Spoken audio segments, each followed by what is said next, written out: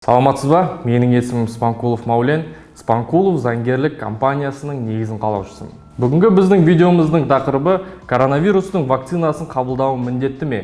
Менің жұмысымнан міндеттеп жатса мен не істей аламын деген сұрақтарға жауап беретін боламын.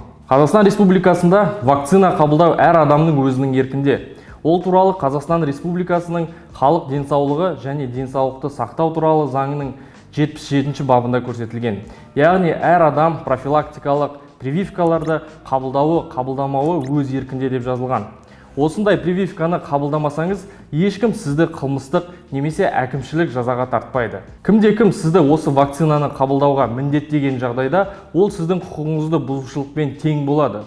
Ол туралы біздің Қазақстан Республикамыздың денсаулық министрі Алексей Цой да айтып кеткен болатын. Егер де сіздерге жұмысыңызда осындай вакцинаны қабылдауға міндеттеп, кім вакцинаны қабылдамай жұмыстан шығады деп қорқытатын болса, бастығыңызға вакцинаны қабылдаудан бас тарту туралы заявление жазыңыз.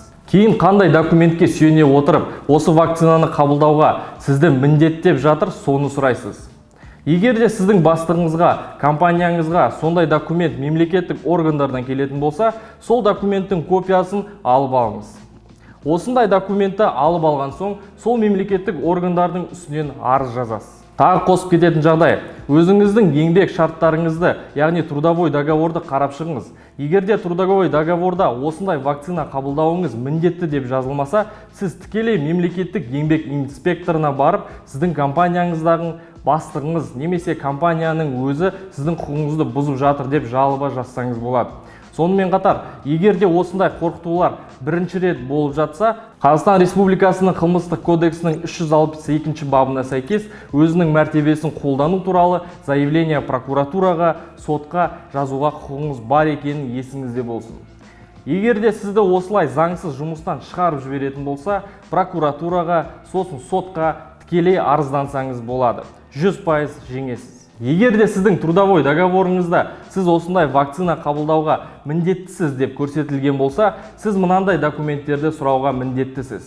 Вакцинаның сапасы туралы сертификат, вакцинаны шығарған компания туралы толық ақпарат, яғни лицензия документтері, компанияның жарамды лицензиялары, дәрілік заттарға тестілеу туралы сертификаттар, препараттың жаман әсерлері туралы документтер, сізге прививка салатын адам туралы ақпарат. Егер де осы документтерді сізге бермесе, ондай жағдайда толықтай вакцина қабылдамауға құқығыңыз бар. Келесі сұрақ, қандай адамдарға прививка жасауға болмайды? Жүкті әйелдерге, баланы дүниеге алып келген соң, әлі еметін баласы бар әйелдерге, 18 бен 60 жас аралығындағы емес адамдарға вакцинаны салуға болмайды. Осымен бүгінгі видеомыз өзінің мәресіне жетті. Өз құқықтарыңызды біліп жүріңіздер. Егер де видеомыз ұнаса, менің Instagram парақшама, осы YouTube каналыма тіркеліңіздер. Алдағы өте керекті ақпараттарды жіберіп алмаңыздар. Назар аударғандарыңызға рахмет, сау болыңыздар.